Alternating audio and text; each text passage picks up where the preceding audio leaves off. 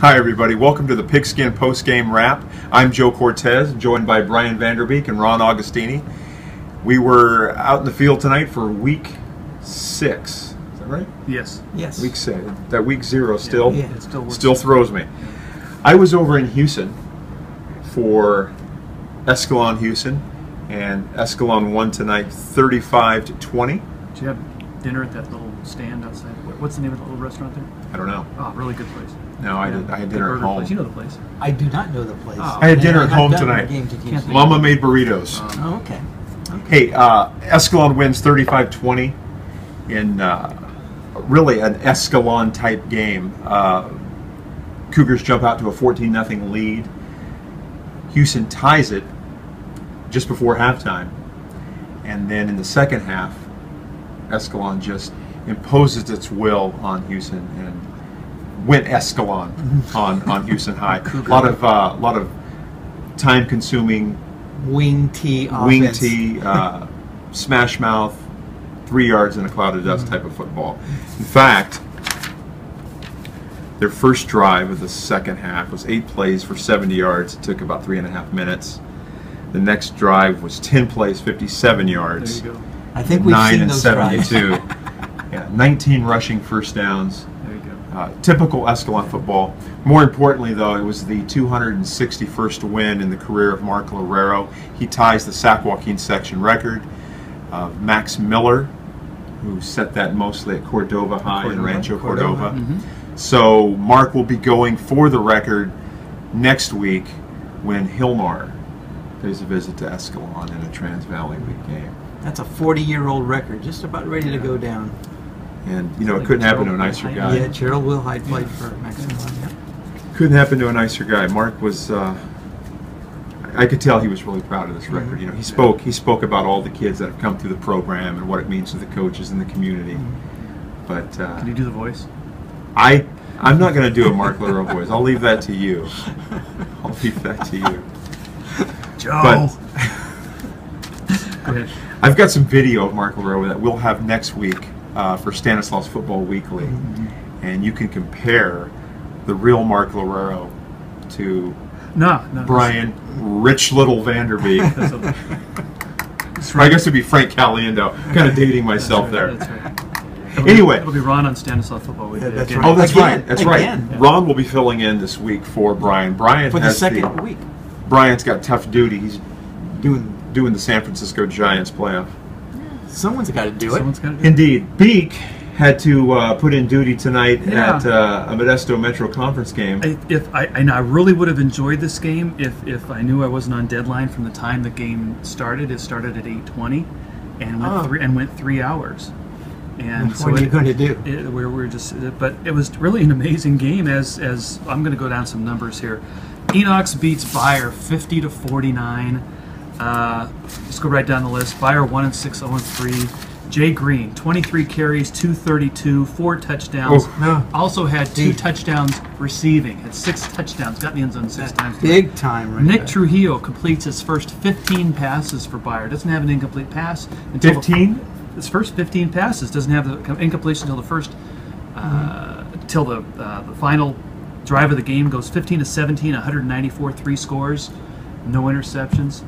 Enoch's now 3-4, 3-0 in the MMC by holding on. Sean Munoz accounts for 405 yards of total offense tonight. 21 of 27 passing for 336, 15 carries for 69 yards and 4 touchdowns. I didn't break out the individual stats, but his top receiver tonight, Caden Rico, nice athlete, son of, we're going to feel old, it's Johnny Rico. Johnny Rico's who played son. for Agostini. And he's also, a couple years behind me. He's also an assistant coach at Enox now. But I said, the game starts at 8:30, 3 hours.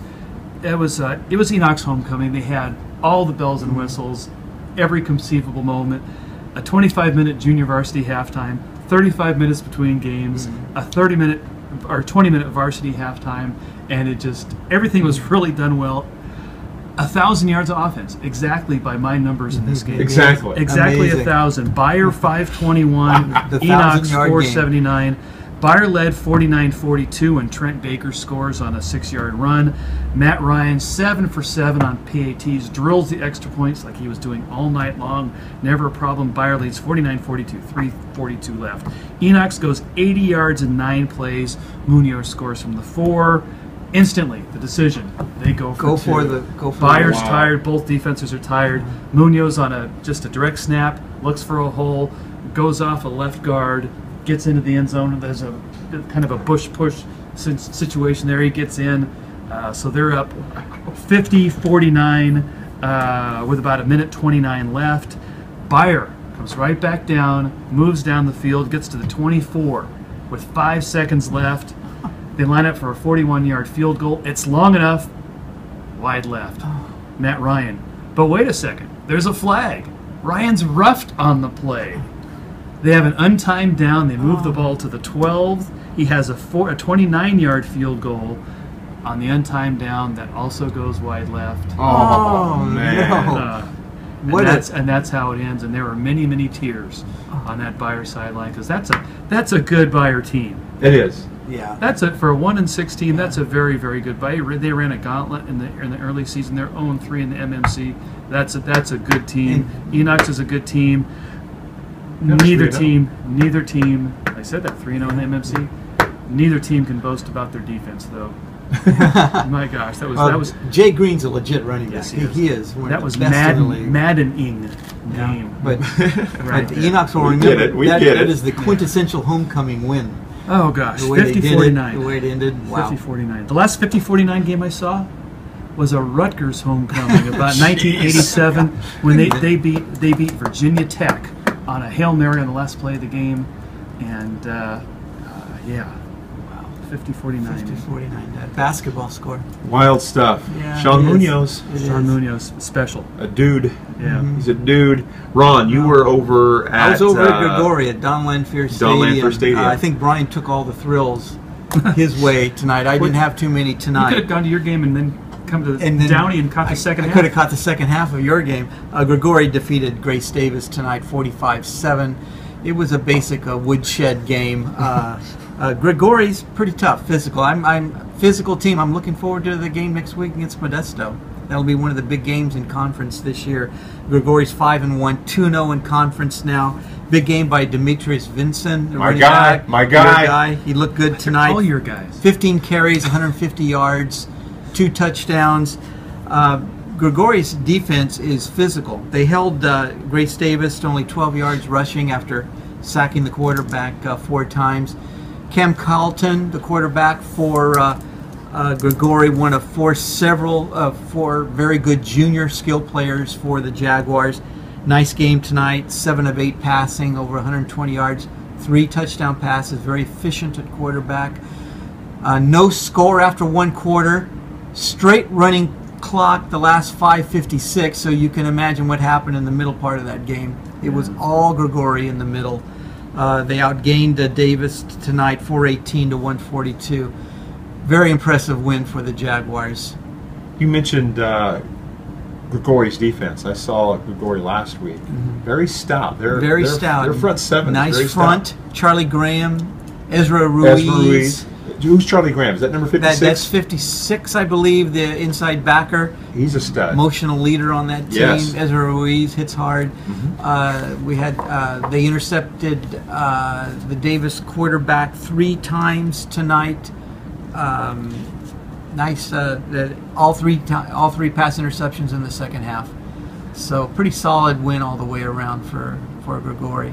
They've announced their entry into the league. If you remember, Gregory was picked by the coaches to win MMC this year. No, they were picked second. Downey was the pick. Downey was the pick. Downey to win. was the pick?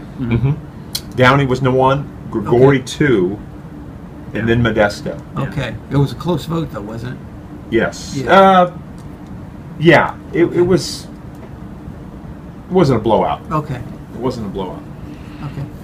But and that race is holding to form. I think so. The teams that are supposed to be on the top. We got are Enox there. though. Enox at 3-0. Enox at 3-0. You know, if Enox makes a run and grabs one of the 2 automatic bids in the MMC could have 4 playoff games. Or 2. or two. Or right, two, right. yeah. Depending on how it shakes out. Yeah, because Enox really does need to win 2 of its last 3. Enox does need to get one of the automatics. Right, one of the automatics, yeah. Yeah. With an 0-4 Yeah. start to the season. So scores that jumped out at you.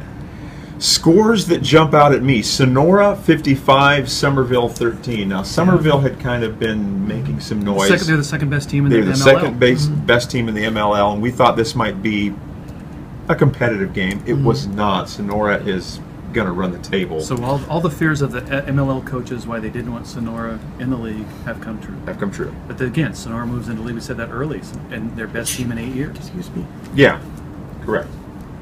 But You did point that out. yeah, This is the team that they've been looking forward to.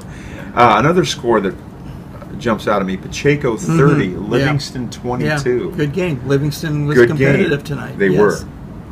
were. Now Pacheco is who we thought Pacheco would be, and they get the victory. And it looks like they're going to have a showdown with Patterson that'll decide that league championship. But Livingston is legit. they were who we thought they would be. That's right. We've done that. We've done that bit. And then Where's the phone? Central Catholic won big tonight, as we figured they would. But my guy, Justin Rice. That's your guy? That's my guy. That's my guy. 9 carries, 235 yards. My goodness. Yeah. Oh, what a night. Let me do the math real quick. Ron, you talk about some scores. B, go ahead. I'm going to do some long division. 16, 18, 26. 5, 26. Yeah. 54, 1. Yeah. 26 remainder, 1. 26 yards a pop. That's Right there. 26.11. Look at that, Mrs. Walsh. I can still do it. That's right. Score that jumped out, is that Common Core? No. That's not Common For Core. heaven's sakes. No. Ripon 49-21 over Hillmar. Oh, you're right. In a game that we thought at the beginning of the season would determine the That's right. TVL championship. That's when we had circled in red. But a nice win for the Indians in any case. Yeah, 15 juniors starting for Ripon, Yeah. so they're starting to come together. Where'd you go to high school? Ripon High. How about Ripon that? Christian 28 over 27 over Waterford. Tougher than expected. No details there, but Ripon Christian coming off that tough loss at LeGrand, and well, that's the only other one I had circled. Ron, do you have any? I had Sonora Somerville circled. No, Sonora Somerville caught my eye tonight. That's In a the triple CCC, Merced, Pittman, and Turlock get wins as the CCC opens league play. Well, that just about does it. Hey, I did want to mention something about Houston. I kind of zipped through my game. Devondre Standardo and Cesar Cuevas, they are 2 fantastic running backs. Cool. They are just Well, we'll see him in the playoffs. they are solid players. They are electrifying, and Escalon did a good job of kind of limiting their damage there. I want to give a shout out to Mark Lorero too for win number 261. So that's it for the Pigskin post-game wrap. Be sure to join us next week, and hey, go to modbee.com and check out all our other content. We've got videos, photo galleries. We've got the league pages, which you can access by going to modbee.com/MMC. There's going to be a real story on the Bayer Enox game eventually, as soon as I file it, because it ended up a little bit too late for the print edition. It's 12:20 in the a.m. and Brian has yet to file his story, That's he's right. got to get up and go to Santa Levi's Clara. Stadium Santa Clara in the morning. tomorrow. That's why we make the big bucks, Joe. That's The right. high noon game, Antigua versus Oakdale. And don't forget to join me each Tuesday for my live football chat, and we'll see you right here next week.